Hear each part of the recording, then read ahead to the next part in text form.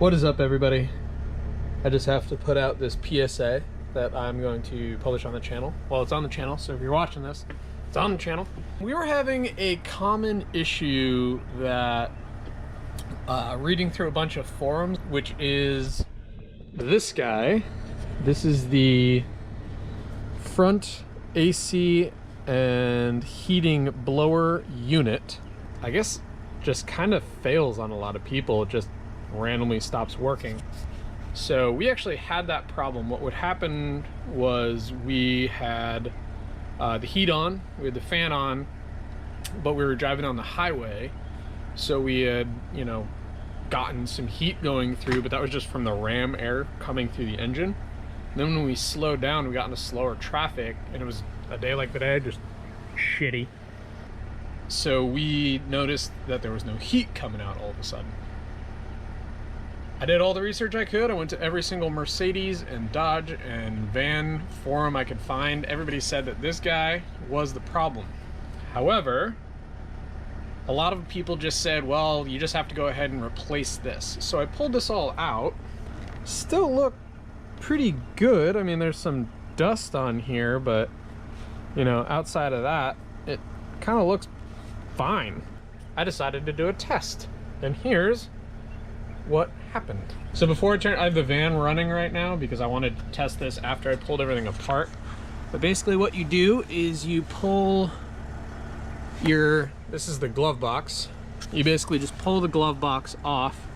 You start with this plastic piece that goes right here, pull that guy off, pull out the glove box, which is just secured by 6 screws. There are these guys. This is a T25 head, but your sprinter should come with this guy in your tool roll, kind of in the same place, just a T25 screwdriver. So you can just pop that all off. And this hole is where the blower unit is mounted. It just literally goes and clicks into these tabs. So it's super easy to rip out. And then this is your power cable to it. So what I did was I tested the power cable using a voltmeter just to see if it was getting electric, and it was. So I knew that it wasn't a connection or a fuse issue or anything like that. Turns out that it was just the actual motor itself.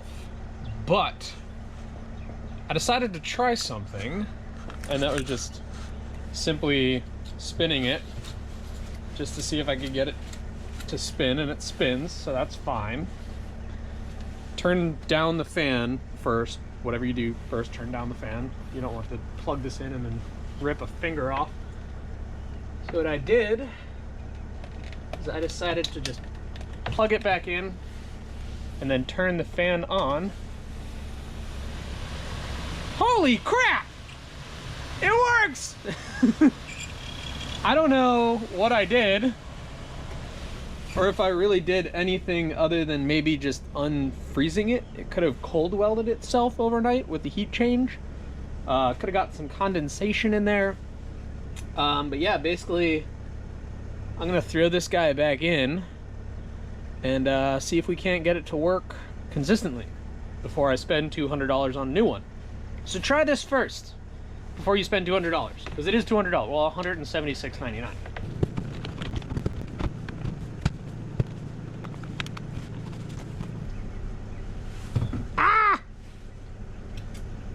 Classic. Just a side note here, this whole mounting bracket you don't have to take out, and you probably shouldn't because it would just be a lot of extra time. But there is just this one screw in the bottom right hand corner here that if you take that screw out, you can actually just move it. That'll help you unscrew that blower unit and get to it.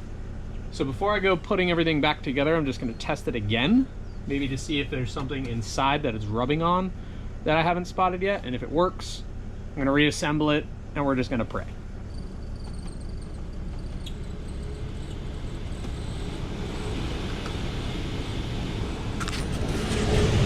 Boom hammer! This is the action. If you're like us and you just have a million things in your glove box, empty your glove box first. Otherwise, you will be picking stuff up for the next 3 years.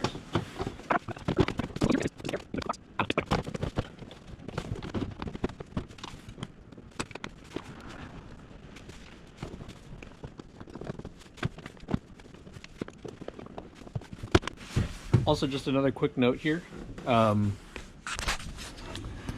can see these little tabs. You just have to push. Okay. You just have to push this guy up and pull the drawer forward on both sides in order to pull this whole drawer unit down.